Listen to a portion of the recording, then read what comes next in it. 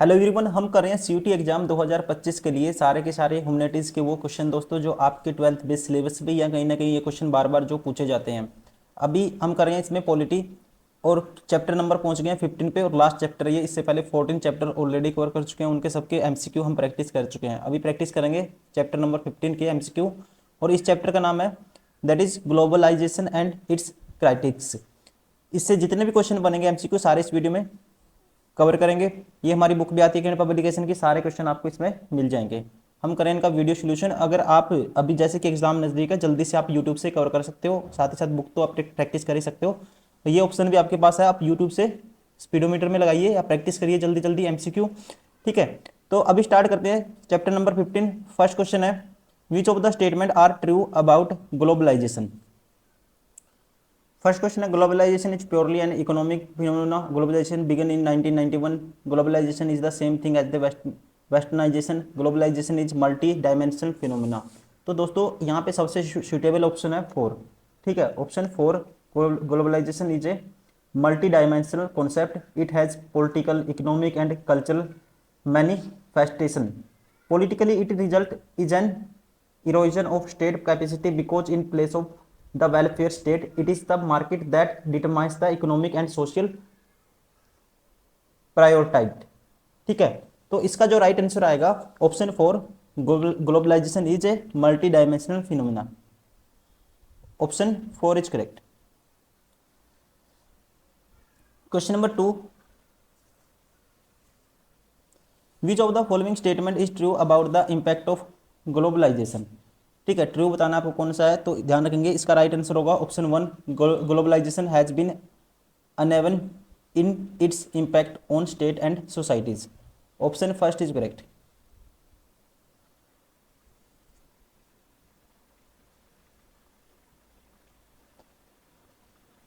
Question number 3,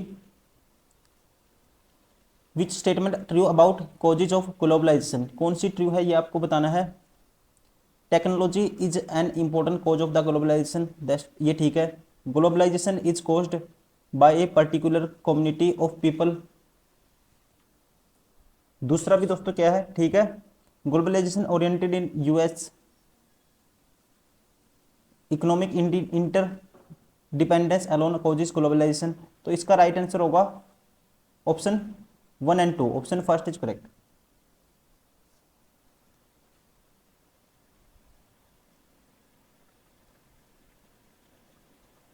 question number 57, which statement are true about globalisation. True बताना है आपको कौन सी है। Globalisation is only about movement of communities. Second है, globalisation does not involve in a conflict of values. ठीक है, second क्या है दोस्तों, करेक्ट है। Services are insignificant part of the globalisation. Globalisation is about world wide interconnects connectedness. ठीक है, तो 2 और 4 क्या है इसके करेक्ट है। Option second is correct. Question number 5, which of the following statement are false about globalisation. False बतानी है आपको कौन सी है। Advocates of globalisation argue that it will result in the greater economic growth. ठीक है। Critics of globalisation argue that it will result in greater economic disparity, ये गलत है। Advocates of globalisation argue that it will result in cultural homogenisation. ठीक है, होमोजेनिसेशन, ये दोस्तों तीसरी भी क्या है, इनकरेक्ट है।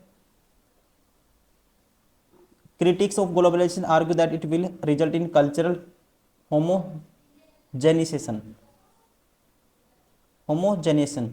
तो ये कौन सी करेक्ट है, ध्यान रखेंगे आप। Second and fourth, option first is correct. Question number 6, what are component world wide interconnectedness. ठीक है, what are component, capital flow, trade flows of goods, labour flow, सारे के सारे आएंगे। ठीक है, ऑप्शन 4 इज करेक्ट, सारे क्या है, कंपोनेंट है।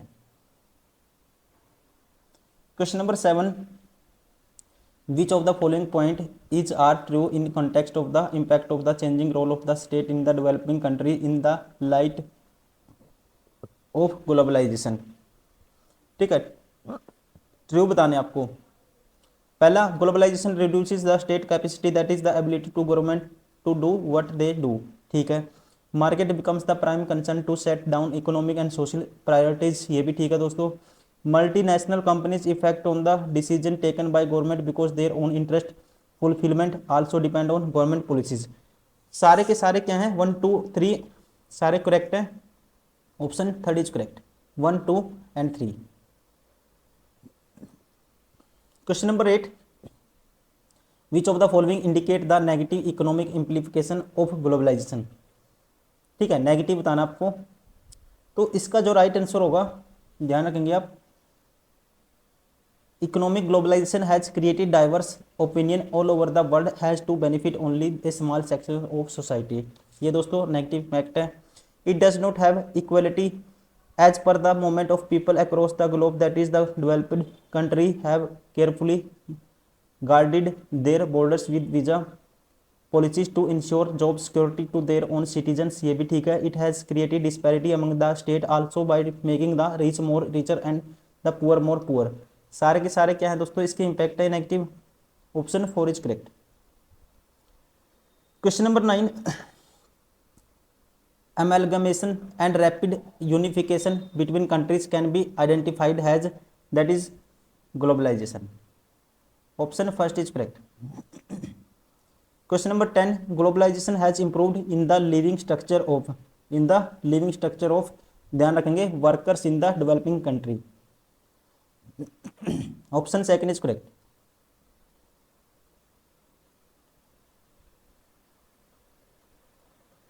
क्वेश्चन नंबर 11, रिमूविंग बैरियर्स और restrictions set by the government is called. तो ध्यान रखेंगे, दैट इज कॉल्ड लिबरलाइजेशन। क्या बोलेंगे दोस्तों इसको, that is called liberalisation. Question number 12, which organisation strains on the liberalisation of foreign investment and foreign trade. Which organisation strain, तो ध्यान रखेंगे ये ऑर्गेनाइजेशन है, इसका नाम है option third world trade organisation, WTO।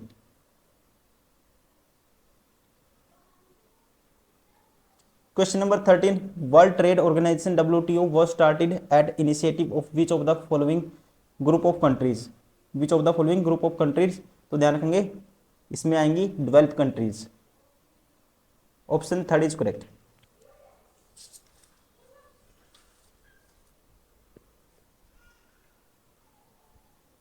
Question number 14, investment made by MNCs are termed has, इसका आएगा option second foreign investment. Option second is correct, foreign investment.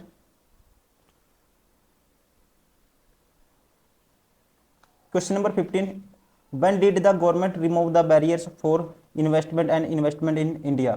ठीक है, तो दोस्तों ध्यान रखेंगे 1991 जब क्या आया था, LPG plan. Option second. Question number 16, the impact of globalisation has not been fair, who among the following people have not benefited from globalisation. तो इसमें कौन से पीपल हैं जिनको बेनिफिट नहीं आएगा होगा, तो ये आएंगे, ध्यान रखेंगे, small producer and workers. Small producers and worker, option second is correct. Question number 17, which of the following is the consequences of the political globalisation. ठीक है, कॉन्सिक्वेंसी मतलब परिणाम। तो इसका जो राइट आंसर होगा, it has eroded the capacity of the state by reducing the ability of government to do what they want to do. Second, the concept of welfare state has been reduced to more minimalist state all over the world. Both दोनों आएंगे, ध्यान रखेंगे, option third is correct. ठीक है, दोनों इसके क्या होंगे, परिणाम होंगे, consequence.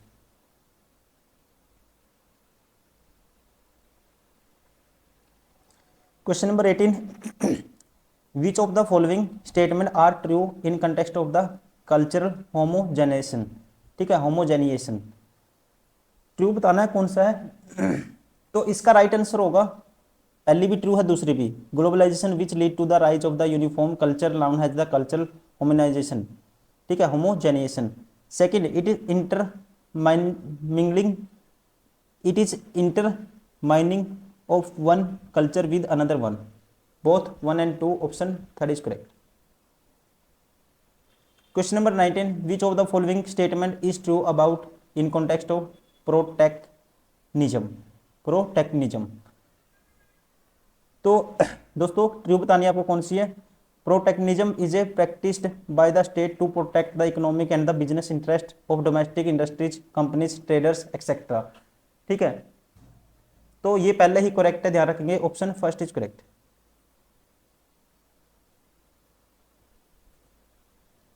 Question number 20, what is the mean by flows in relation to globalization. इसका मतलब होता है दोस्तों, ध्यान रखेंगे, social safety nets refer to welfare measures implemented by state to provide social security to poor. Option first is correct, option first is correct, ध्यान रखेंगे। Question number 21, the cultural consequences can be understood through which of the following points, through which of the following points.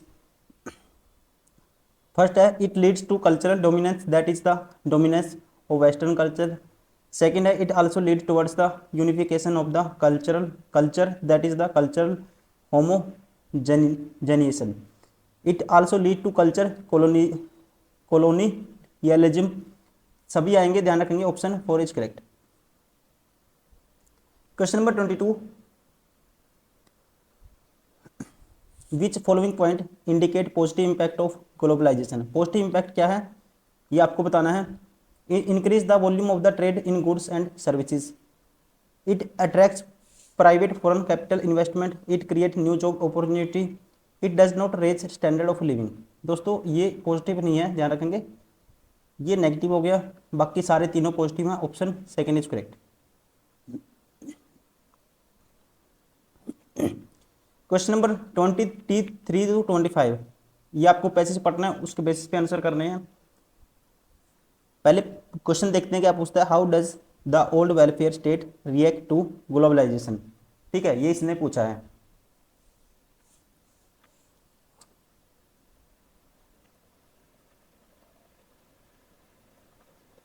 अभी पढ़ते हैं इसके लिए। At most simple level globalization result in an erosion of state capacity, that is a ability of government to do what they do all over the world. The old welfare state is now giving way to a more minimal state that performs certain core functions such as maintenance of law and order and security its citizens। दोस्तों यही पूछा था, how does the old welfare state react to globalization, तो आप क्या कहेंगे answer ये रहा। ठीक है, जैसे कि अभी हमने पढ़ा है, दिस ये the old welfare state is now giving way to more minimalist state that perform certain core function, option second is correct.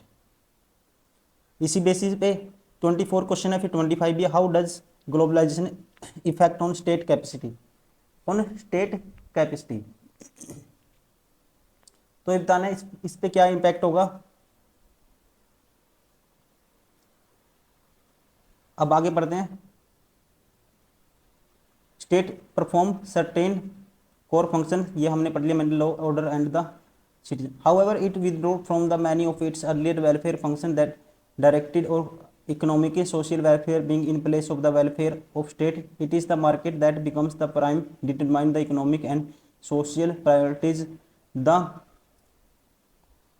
Entry and the increased role of the multinational companies all over the world leads to the reduction of the capacity of the government to take decision and their own at the game time. Globalization does not always reduce state capacity. The primacy of the continues to be the unchallenged basis of the political community. The old jealousies and rivalries between countries have not been ceased to matter in world politics. The state continues to discharge its essential functions, law and order, national security, consciously withdraw from certain dominance from which it wishes to. States continue to be important. Indeed, in some respect of state capacity has received boost as a consequence of globalization, with the enhanced the technology available in disposal of the state to collect information about the citizen. With information, the state better able to rule, not less than those the state become more powerful than they were earlier as an outcome of the new technology. तो अब हम बताएंगे इसका answer कौन सा होगा। How does globalization effect on the state capacity. It reduces state capacity and increase the ability of the government. It reduces the state's capacity as well ability of government. दोस्तों ये इसने बात कही थी। अब ठीक है, पैसेज में हमने पढ़ा था क्या करता है, कैपेसिटी को रिड्यूस करेगा और एबिलिटी को भी गवर्नमेंट की। Option second is correct.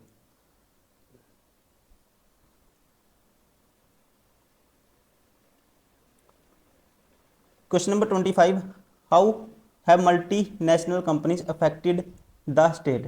ठीक है, ये भी हमने पढ़ा था कैसे, by reduction in the capacity of government to take decision on their own. Option second is correct. Question number 26, consider the following statement regarding the globalization and choose the incorrect option. Incorrect बताना है। It flows idea capital communities etcetera from one part of the world to other. It is the worldwide interconnection connectedness. It is the multi-dimensional concept. It has purely economic dimension. गलत कौन सा है, 4, इसलिए option 4 is correct. Question number 27, consider the following statement regarding the role of the technology in globalization and choose the incorrect option. ठीक है, incorrect बताना हमें कौन सा है दोस्तों। It is caused by single factor. It caused by single factor, तो ध्यान रखेंगे globalization is not caused by any single factor. ठीक है, technology remains in a critical element. Option पहले ही गलत है दोस्तों, option first is correct. Question number 28, consider the following. Consider the following, globalization result in an erosion of state capacity. ठीक है, market becomes the prime determinant of economic and social priorities. ये भी ठीक है, लेकिन ये इसकी करेक्ट एक्सप्लेनेशन नहीं है, दोनों अलग अलग स्टेटमेंट है, इसलिए option second is correct. Question number 29, state capacity has received a boost has a consequences of globalization. पहली ठीक है, the state is less able to rule due to globalization. दूसरा गलत है, पहला ठीक है, दूसरा गलत है। दोस्तों ऐसी स्टेटमेंट कौन सी है, ऐसा ऑप्शन कौन सा, option third is correct. Question number 30, consider the following. Consider the following same है, ठीक है, एजर्सन और रीजन वाला क्वेश्चन है ये भी। The economic globalization involves only the role of the international institution like the IMF and the WTO। ये गलत है, इसका कोई रोल नहीं है। ये क्या हो गया दोस्तों, इनकरेक्ट हो गया। Reason economic globalization requires us to look the distribution of the economic gains. Reason क्या है, ट्रू है, एजर्सन फॉल्स है। Option 4 is correct.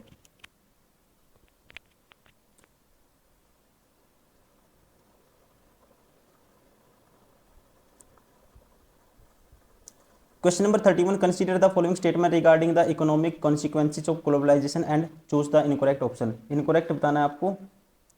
The restriction on import of goods by different countries had been reduced. ये ठीक है।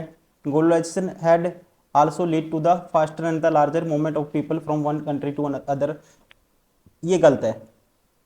Second statement क्या है, गलत है दोस्तों, इस पर कोई इसका इंपैक्ट नहीं होता, ध्यान रखेंगे। ऑप्शन सेकंड गलत है, इसलिए option second is correct. Question number 32,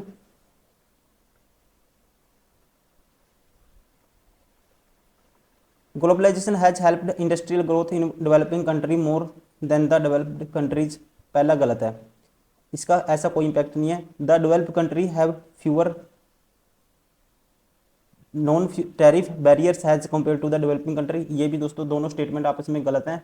ठीक है, आप कहेंगे नाइदर ए और nor R is correct. Question number 33, consider the following statement. Consider the following statement और बताना है कौन सी ट्रू है। Globalisation has increased possibility of the large industry of developing countries to the become important players in the international arena. ठीक है, globalisation has also widened the economic disparities among the nation and people. Both are correct, इसलिए option third is correct. Question number 34,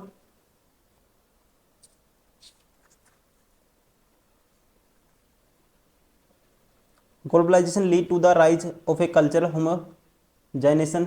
ये गलत है। The rise of the uniform culture is not the emergence of the global culture. ठीक है, R true है, assertion false है, R reason true है दोस्तों। Option 4 is correct. Question number 35, you until the middle of the 20th century production was largely organized within the countries। ये statement दोस्तों क्या है, करेक्ट है, ऐसी था। A MNC is company that owns control production of its own nation. Reason ऐसा नहीं होता, ठीक है, ये क्या है, गलत स्टेटमेंट है, ये ठीक है, option third is correct.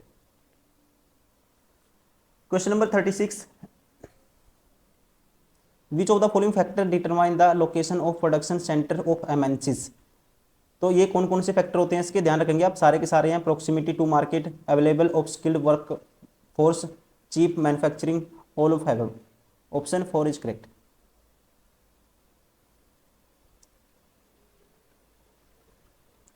Question number 37, the world social forum does not include.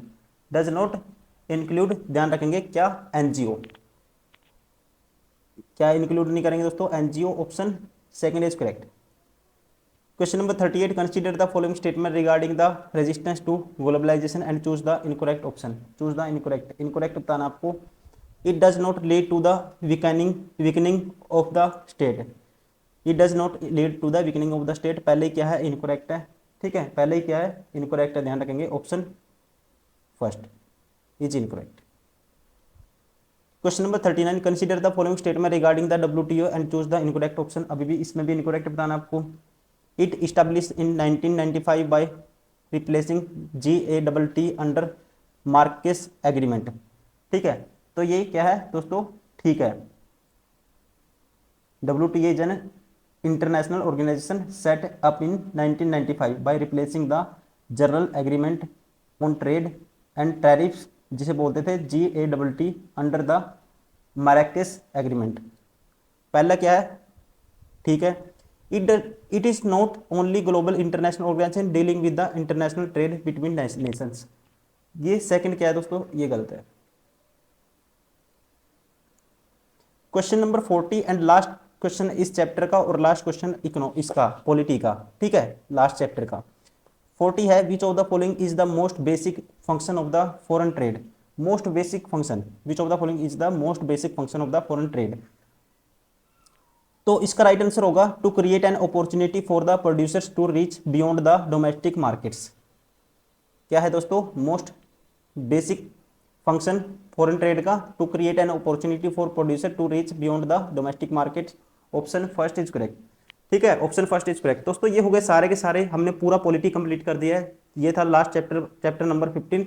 जितने भी एमसीक्यू बनते थे सारे इस वीडियो में कवर किए। उम्मीद करता हूँ वीडियो पसंद आई होगी। आप इसको लगातार प्रैक्टिस करिए, अपना सिलेबस रिवाइज करिए, प्रैक्टिस करिए। क्वेश्चन सेम टू सेम ऐसे मोस्टली इसी पैटर्न पे आपको मिलेंगे एग्जाम में भी। आप इसको बिल्कुल please take it seriously and लगातार इसको मल्टीपल टाइम प्रैक्टिस करें। Thank you, bye bye, take care.